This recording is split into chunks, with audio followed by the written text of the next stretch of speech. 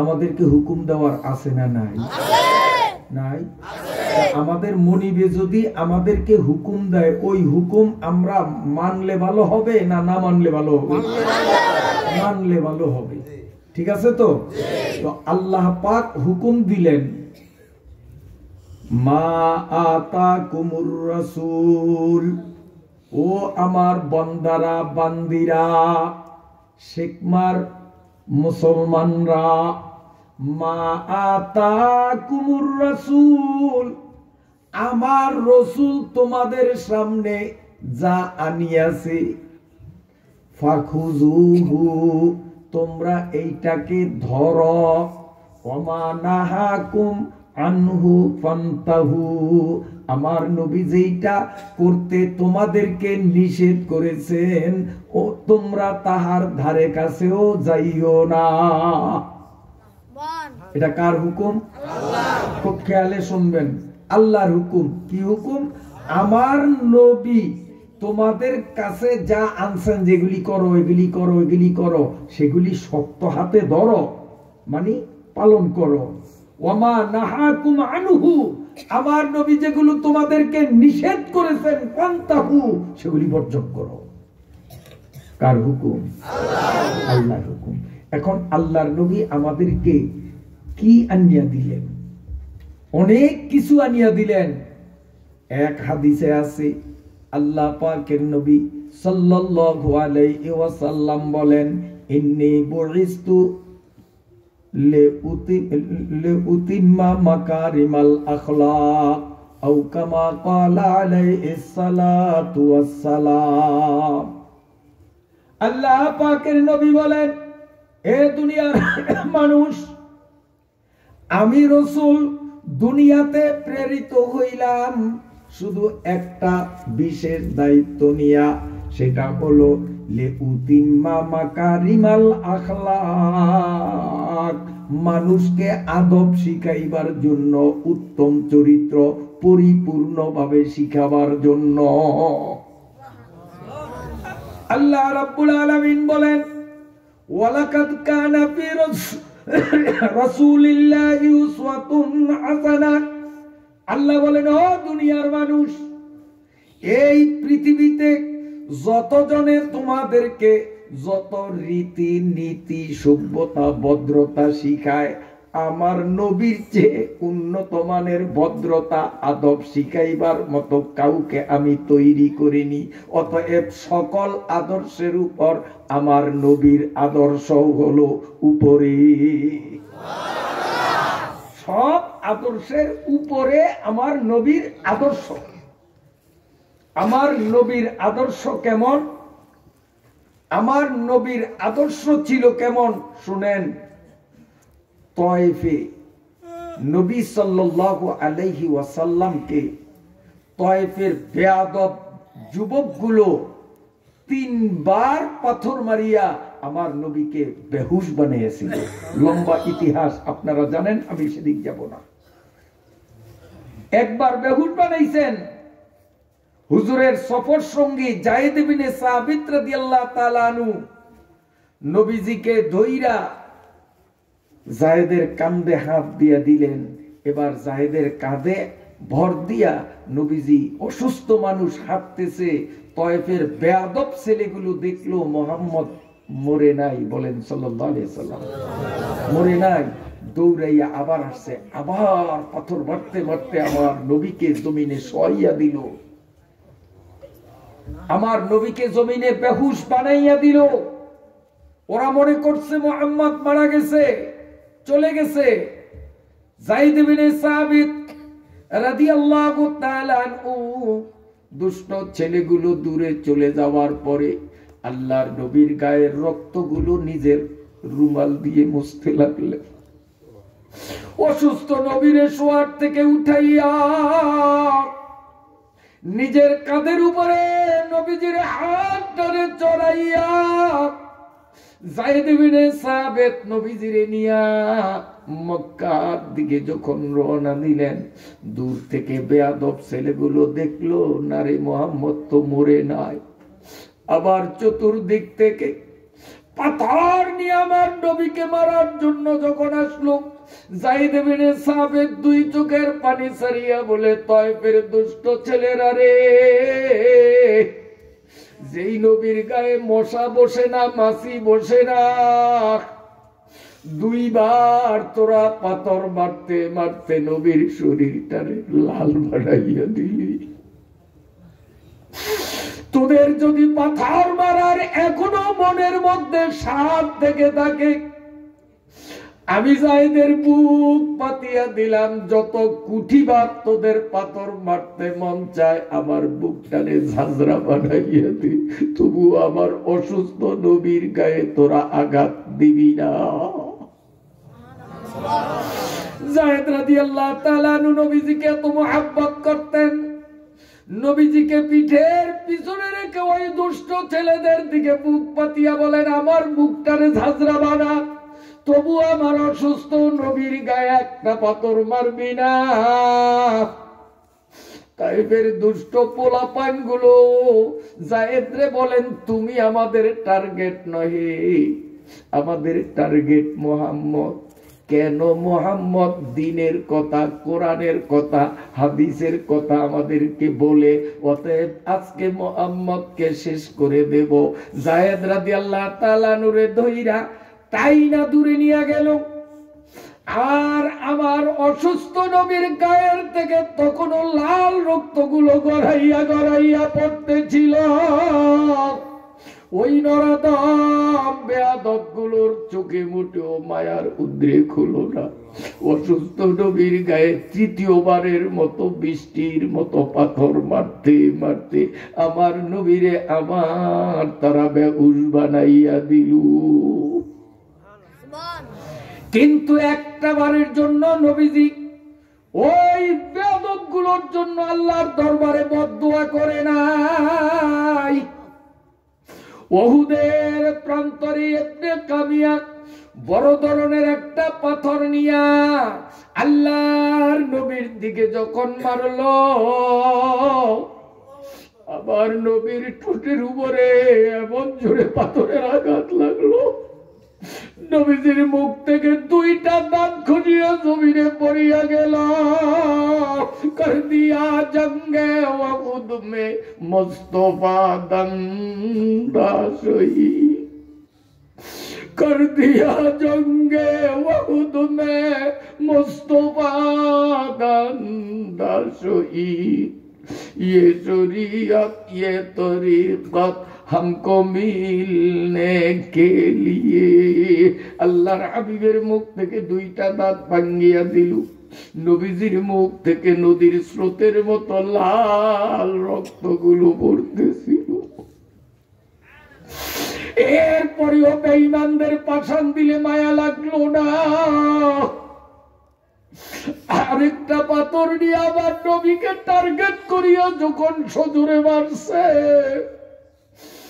ওই পাথরটা নবীজির মাথার উপরে লোহার হেলমেট ছিল, ওই হেলমেটের উপরে পড়ল। নবীজির হেলমেট ভাঙ্গিয়া দুইটা লোহার শিক আবার নবীর মাথায় ঢুকিয়া গেল। নবীজি গর্তের মধ্যে মাথাটা পড়ে গেল।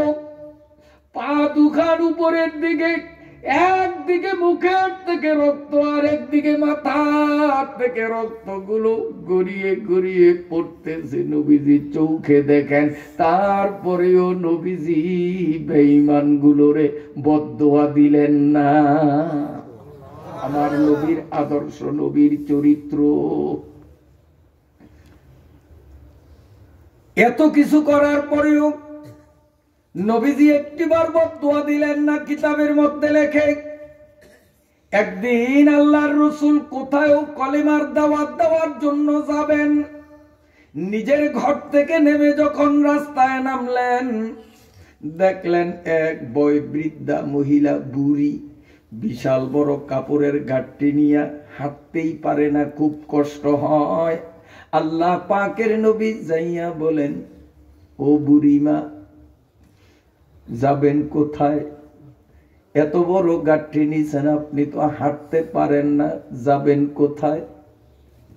ওই বুড়ি বলে বেটা আমি তোরে চিনি না, কোথায় তোর বাড়ি তুই কি জানোস না?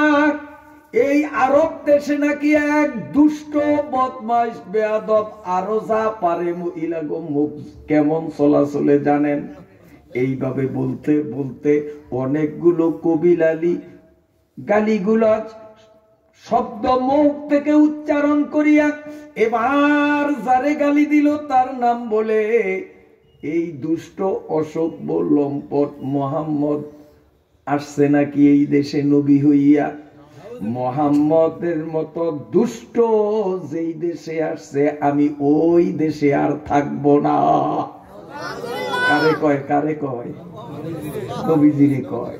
এইরকম যদি কেউ আমারে কইতো তো টাইম হাত না বাম হাতের ঘুষি দিয়েই তো প্রথমেই নাকের বারিন্দা ছুটাইতাম। তুই কারে কি করস?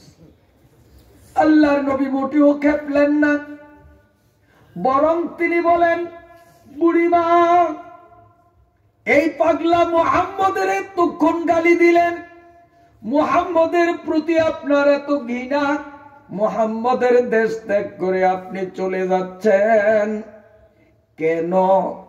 মুহাম্মদরে কি আপনি চিনেন? জীবনে কি তারে দেখছেন? কে জিজ্ঞেস করে? নবীজি জিজ্ঞেস করে। বুড়ি উত্তেজিত হয়ে বলে বেটা যুবক ওই পাগলারে জীবনে দেখি নাই, ওর কুৎসিত চেহারা অলক্ষ্যা চেহারা জীবনে দেখার নিয়ত আমার নাই। ওর মতো দুষ্ট ওর মতো খারাপ মানুষ দুনিয়াতে হয় না। আল্লাহ পাকের নবী বলেন বুড়ি গো বুঝছি মুহাম্মদের প্রতি আপনার মনে যথেষ্ট ঘৃণা, মুহাম্মদের প্রতি আপনার মনে যথেষ্ট ক্ষোভ, তাই আপনি মনে হয় অনেক দূর দেশে যাবেন। হ্যাঁ বাবা আমি অনেক দূরে যাব। বুড়িমা এমনি বুড়া মানুষ হাঁটতে পারেন না, আবার এত বড় কাপড়ের গাঁটটি, আপনি যদি গাঁটটিটা আমার মাথায় দেন আপনি যে পর্যন্ত যাবেন আমি গাঁটটিটা আগাইয়া দেব, একটা পয়সাও আমাকে দেওয়া লাগবে না। আপনি বুড়া মানুষ, আপনার উপকার করা এটা ভাগ্যের ব্যাপার। মুহাম্মদের ডরে দেশ থেকে পলান, তা আমি আপনার গাঁটটিটা আগাইয়া দেই, কদ্দূর যাইবেন? আরে বাবা তাইলে তো বিশাল উপকার হয়, বিশাল উপকার হয়। নে আমার গাঁটটিটা নে, জীবনে আমি তোর এই উপকার বলবো না।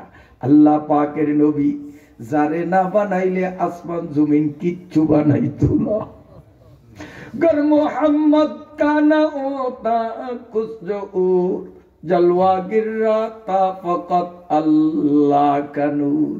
যেই নবীরে না বানাইলে আসমান জমিন পাহাড় পর্বত নদী নালা খাল বিল লতা গুল্ম মানব দানব কীট পতঙ্গ পশু পক্ষী এক কথায় কোনো কিছু তৈরি হতো না। ওই নবীরে বুড়ি গালি দেয়, ওই নবীর সামনে দাঁড়াইয়া গালি দেয়। আমার নবী বুড়ির সাথে কোনো খারাপ ব্যবহার করলেন না, তর্কেও জড়াইলেন না, উল্টো বুড়ির গাঁটটিটা দয়াল নবী মাথায় নিয়ে হাঁটতেছি। ইন্নী বুইসতু লিউতিম্মা মাকারিমাল আখলাক। আল্লাহ পাকের নবী আদর্শ শিখানোর জন্য, আদব শিখানোর জন্য আল্লাহ পাকের নবী দুনিয়াতে আসছেন। হাঁটতেছে আর বুড়ি মুহাম্মদুর রাসূলুল্লাহকে গালিগুলোজ করতেছে। নীরবে আমার নবী ধৈর্যের পাহাড় হয়ে সব আকতা কুকতা গুলো শুনে শুনে হজম করতেছেন। হাঁটতে হাঁটতে হাঁটতে হাঁটতে অনেক দূরে চলে গেলেন।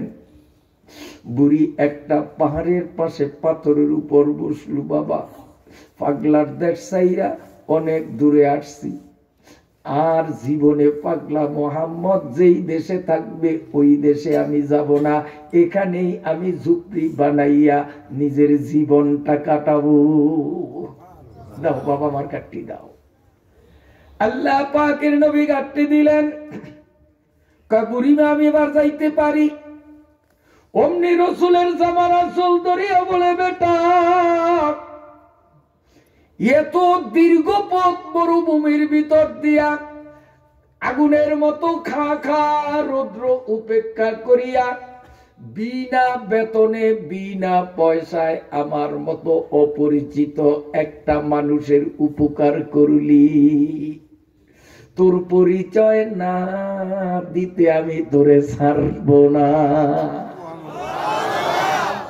কে তুই, বাড়িঘর কোথায়? আল্লাহ পাকের নবী বলেন, বুড়ি গো আমার পরিচয় আসলেই কি আপনাকে দেয়া লাগবে?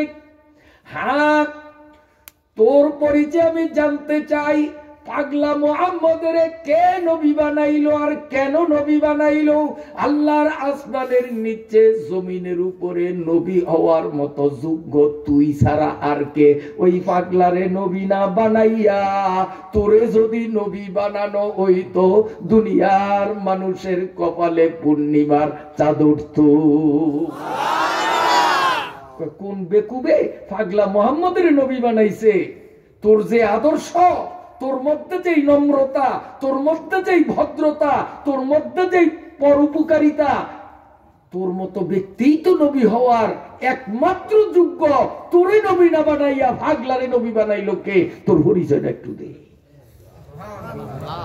আল্লাহ পাকের নবী একদম মুলায়ম ভাষায় বুড়িকে বলে, বুড়ি গো মাফ করেন, আপনি এতক্ষণ পর্যন্ত সারা পথে যেই মুহাম্মদের উৎসাহ রটাইলেন, যেই মুহাম্মদের উপরে খুব ঝাড়লেন, যেই মুহাম্মদের ভয়ে আপনি দেশ ছাড়িয়ে আসলেন, আমি অন্য কেউ নই, আমি সেই আখিরি নবী, বিশ্ব নবী মুহাম্মাদুর রাসূলুল্লাহ।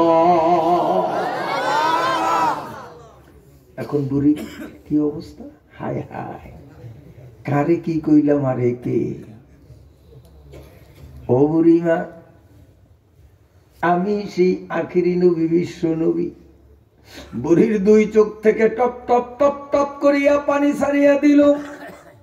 খাপ করিয়া দয়াল নবীর পাও দুইটা জড়াইয়া ধরিয়া কান্দে আর বলেন, ও নবী গো, তোমার মতো মহৎ মানুষ আল্লাহর জগতে অতীতেও ছিল না, বর্তমানেও নাই, ভবিষ্যতেও হবে না। আর আমাদের নেতারা তোমার বিরুদ্ধে আমাদেরকে উল্টো উল্টো কথা বুঝাইয়া তোমার উপরে খেপাইয়া তুলছে। আসলে তোমারে না দেখলে তোমারে চিনতাম না, নেতাদের কথাই আমি তোমার বিরুদ্ধে ছিলাম। এখন সরজমিনে বাস্তবে তোমার ব্যবহার দেখিয়া 16 আনায় 16 আনা উপলব্ধি করতে পারলাম, নেতারা সব ধোঁকাবাজ, নেতারা সব লম্পট, নেতারা সত্যের বাইরে অসত্যের পক্ষে। অতএব নেতাদের কপালে লাথি মারিয়া আমি তোমার মুরিদ হইয়া গেলাম। দয়া করিয়া আমারেও কলেমা পড়াইয়া ইসলামের সুশীতল ছায়ায় জায়গা করে দাও। আল্লাহ পাকের নবীর পাও জড়াইয়া নবীজির ব্যবহারে, ভদ্রতায়, আদব কায়দায় বিমোহিত হইয়া নবীর জানের দুশ্মন বুড়ি কলেমা পড়ে দিল, লা ইলাহা ইল্লাল্লাহু মুহাম্মাদুর রাসূলুল্লাহ। জোরে লা ইলাহা ইল্লাল্লাহু মুহাম্মাদুর রাসূলুল্লাহ। কষ্ট হয়নি আপনাদের? এই নবী এত নরম, আবার এই নবী নিজের হাতে মানুষের কল্লা কাটে নাই। উহুদে, বদরে, খন্দকে, বিভিন্ন যুদ্ধে আল্লাহর নবী ডাইরেক্ট নিজে তলোয়ার দিয়া মানুষ মারে নাই। এত নরম মানুষটাও তো গরম হইলেন, কারণটা কি? কারণ এক জায়গায় নবীজি বলেন, ওগো আল্লাহ, আমারে যদি পাথর মারে, আমারে যদি দাঁত ভাঙ্গে, আমার যদি মাথা ফাটায়, আমারে যদি গালিগুলোজ করে, মাবুদ আমি নীরবে সহ্য করি, আমি তাদের বিরুদ্ধে খেপি না।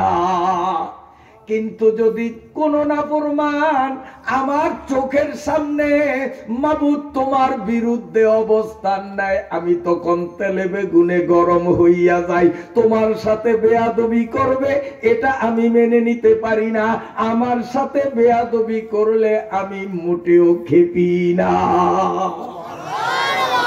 বুড়ি বেয়াদবি করছে আল্লাহর সাথে না নবীর সাথে? তয়েফের ছেলেরা বেয়াদবি আল্লাহর সাথে করছে না নবীর সাথে? নবীর সাথে বেয়াদবি করছে। নবী একবারে মাটির মানুষ, কিন্তু ওই কাফের বেঈমানরা যখনই আল্লাহর সাথে বেয়াদবি করছে, আল্লাহর নবী তখন আগুনের মতো হিট, নিজের হাতে তরবারি মারিয়া বেঈমানের কল্লা শরীর থেকে আলাদা কইরা দিছে। ও মুসলমান, এখান থেকে আমাদের শিক্ষা নিতে হবে।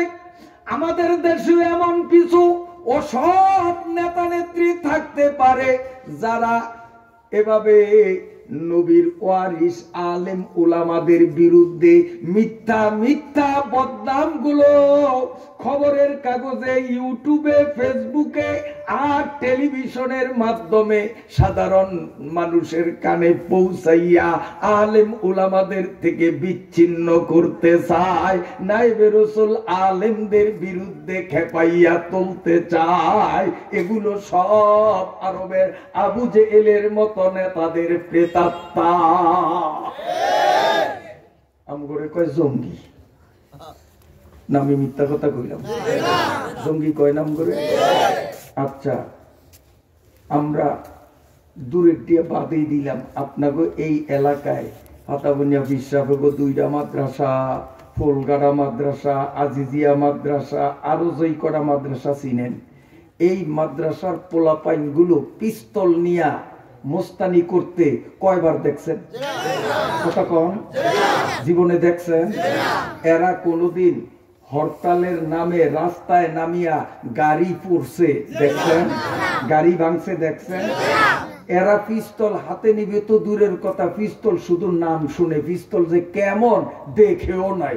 2-1 পুলিশের কোমরে পিস্তল হয়তো দূর থেকে দেখছে, হাত দিয়া জীবনে মার ফেড়তে পড়ি এখন হয়তো ধরিয়েও চাইতে পারে নাই। এরা বলে জঙ্গি। কয় কারা? জাগরে আমরা খবরের কাগজে একবারে ছবিতে ক্লিয়ার দেখি, টিভির পর্দায় দেখি, ফেসবুকে দেখি, ইউটিউবে দেখি, পুটুস পুটুস করিয়া পিস্তল দিয়া দিন দুপুরে মানুষ মারে। ওনারা দুধের দোয়া আর হুজুররা বলে জঙ্গি। কথা মিছা কইলাম? দিন দুপুরে মানুষ মারে, চোখের তলে স্পষ্ট দেখি হেরা দুধের দোয়া। আর যেই মানুষগুলো পিস্তল জীবনে হাতে ধরার মতো সুযোগই পায় নাই, যারা জীবনে কোনো গাড়ি ঘোড়া ভাঙছে এমন কোনো ইতিহাস নাই, হেরা বলে জঙ্গি। আর ওনারা নাকি দুধের দোয়া। তাহলে এগুলি আবু জেহেল পার্টির দলের কিনা আপনারাই করেন। এগুলো আলেমদের নামে, আলেমদের নামে মিথ্যা মিথ্যা তহমত আর বদনাম দিয়া মুসলমানদেরকে আলেমদের থেকে বিচ্ছিন্ন করতে চায়। কারণ সরল মনা মুসলমান ইসলামের উপরে অটল থাকে আলেমদেরকে ভক্তি করার কারণে। এদের থেকে যদি আলেমদেরকে দূরত্বে নেওয়া যায়, তাহলে এদেশের সরল মনা মুসলমান গুলোকে অতি সহজেই খ্রিস্টান বানানো যাবে।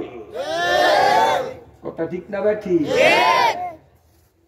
বেজার হইছেন আমার কথা? বেজার হইলেও করার কিছু নাই, আমি অবাস্তব কথা বলি নাই। আমার ভাইরা বাবাজিরা, আল্লাহ পাকের নবীর যে ক্ষুদ্র একটু আদর্শ শিখাইলাম, এখান থেকে আমরা সিদ্ধান্ত নিতে হবে আমরাও নবীজির আদর্শ গ্রহণ করব। রাজি আছেননি? জীবনে কারো সঙ্গে বেয়াদবি করব না, ঠিক আছে? মুরব্বীকে ইজ্জত করব। নবীজি বলেন, যে মুরব্বীকে ইজ্জত করে না সে আমার উম্মত না। আলেম উলামাকে সম্মান দেখাবো, নবীজি বলেন, যেই কপাল পোড়া আলেমদের সম্মান করবে না, আমি নবী সার্টিফিকেট দিলাম সেইটা আমার উম্মত না। যারা আলেম ওলামা, হক্কানি পীর বুজুর্গ, মাদ্রাসা মসজিদের বিপক্ষে, আমার নবী বলেন এগুলো আমার উম্মত নয়। সবাই বলি নাউজুবিল্লাহ। ছোটকে স্নেহ করতে হবে, বড়কে সম্মান করতে হবে, আলেমদেরকে ইজ্জত করতে হবে। হে যুবকরা, মা এবং বাবার চেয়ে বড় মুরব্বী দুনিয়ায় আর হয় নাই, হইতে পারে না। অতএব মা বাবার সাথেও জীবনে বেয়াদবি করা যাবে না। হাদিস শরীফের মধ্যে এসেছে, আমার দিকে তাকান, দিন দ্বিপ্রহরে আল্লাহ পাকের নবী এক জায়গায় গাছের ছায়া তলে কয়েকজন সাহাবীদের বসাইয়া আল্লাহ পাকের নবী ওয়াজ করতেছিলেন। দিনের বেলায় মাহফিল, নবীজি বক্তা, সাহাবারা শ্রোতা।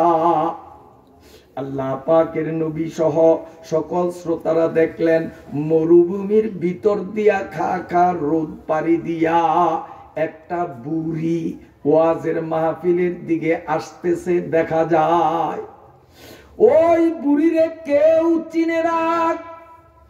এই বুড়ি টুকটুক টুকটুক করে হেঁটে হেঁটে একদম নবীজি সাল্লাল্লাহু আলাইহি ওয়াসাল্লাম যেখানে বসে ওয়াজ করতেছেন, নবীজির পাশে সে যখন দাঁড়াইলেন, আমার দিকে তাকান, আল্লাহ পাকের নবী নিজের রুমালটা এইভাবে খুলিয়া, নবীজি রুমালটা বিছাইয়া বুড়িরে বললেন এই রুমালের উপরে বসেন।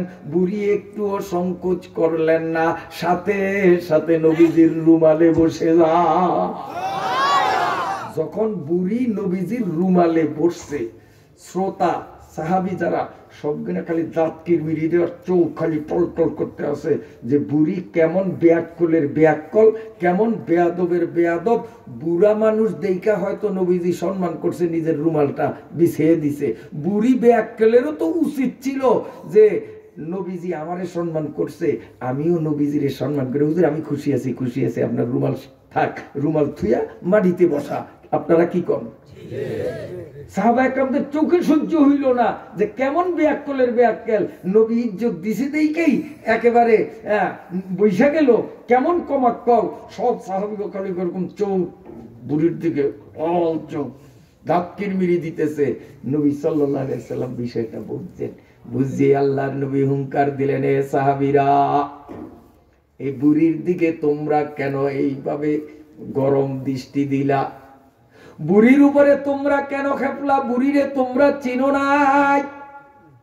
আমি মুহাম্মাদুর রাসূলুল্লাহর বয়স 6 বছর হইতে না হইতে আমার গর্ভধারিণী জনম দুঃখিনী মায়েরে আল্লাহ দুনিয়ার থেকে নিয়ে গেছে।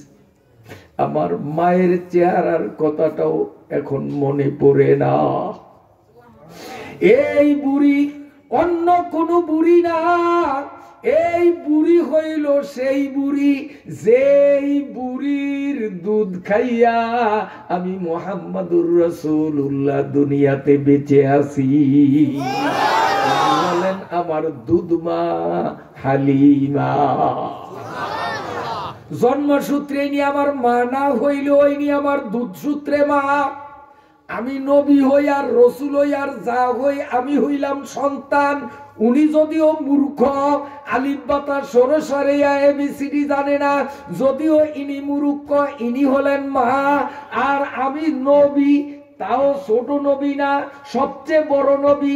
এরপরেও তো ওনার তুলনায় আমি হইলাম সন্তান। মায়ের সামনে সন্তানের কোনো মূল্য নাই। আমার রুমাল কেন, আমার গায়ের চামড়া খুলিয়া মায়ের ইজ্জত করা, এটা মায়ের প্রাপ্য।